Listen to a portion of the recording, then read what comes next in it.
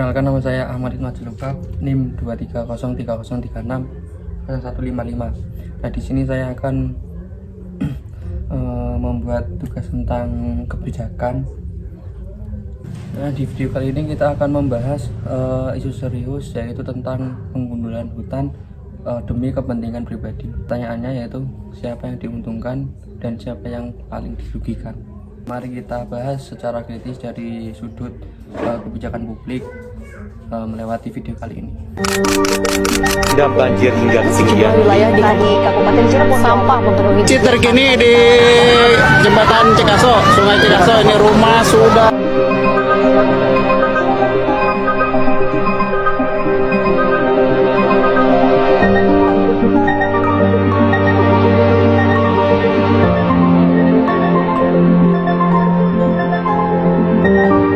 Penggundulan adalah aktivitas penebangan atau pemotongan pohon secara besar-besaran.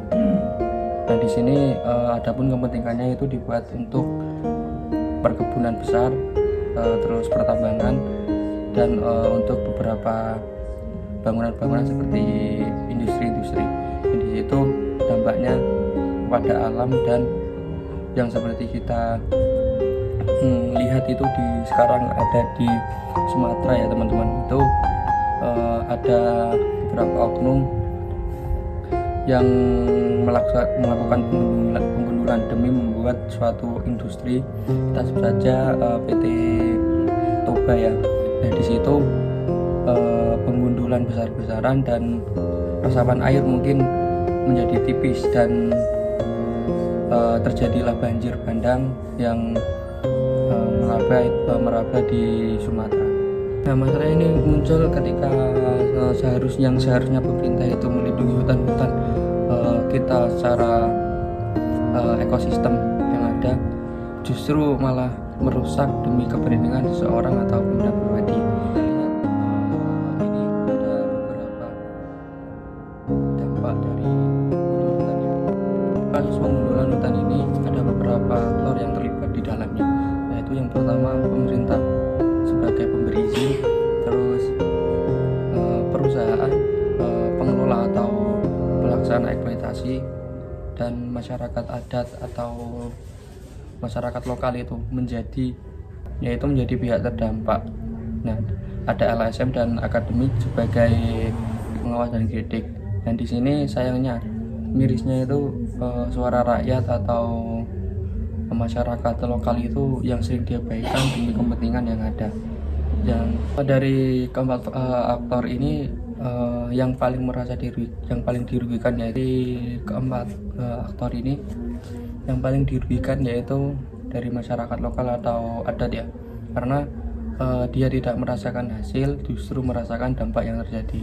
Contohnya itu seperti banjir, longsor, terus hewan liar, hewan yang seharusnya punya habitat justru merusak lingkungan karena tidak punya tempat tinggal.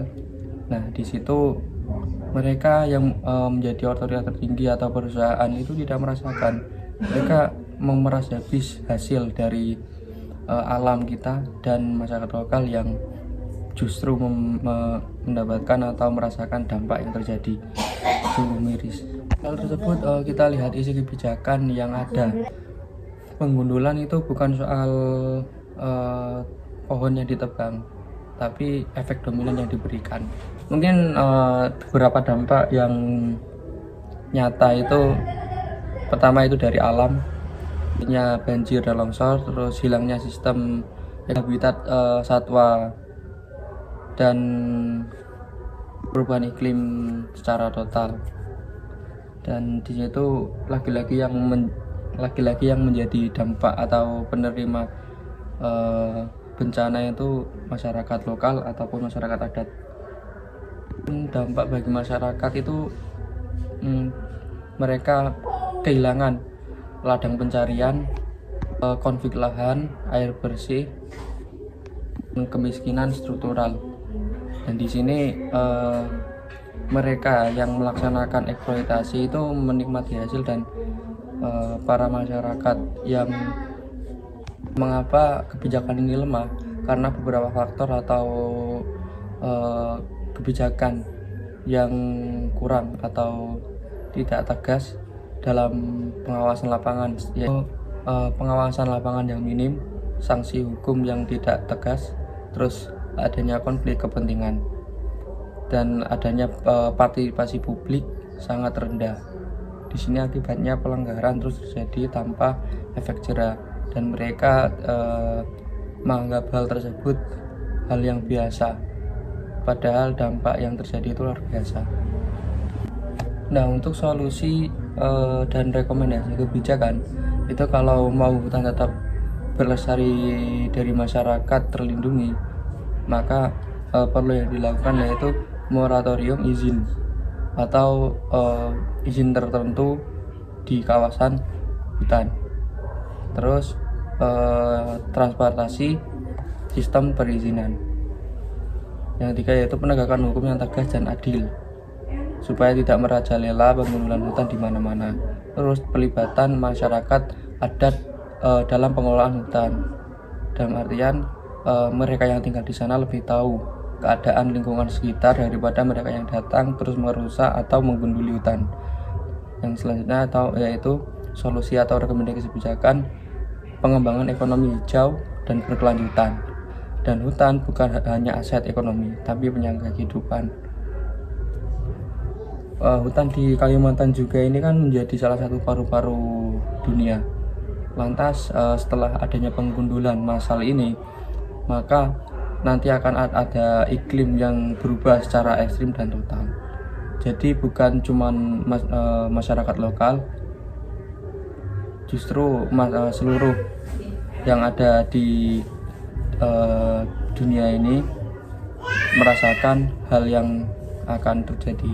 Jadi teman-teman, penggundulan hutan demi kepentingan sepihak bukan sekedar masalah lingkungan, tetapi ini juga masalah kebijakan publik dan keadilan sosial.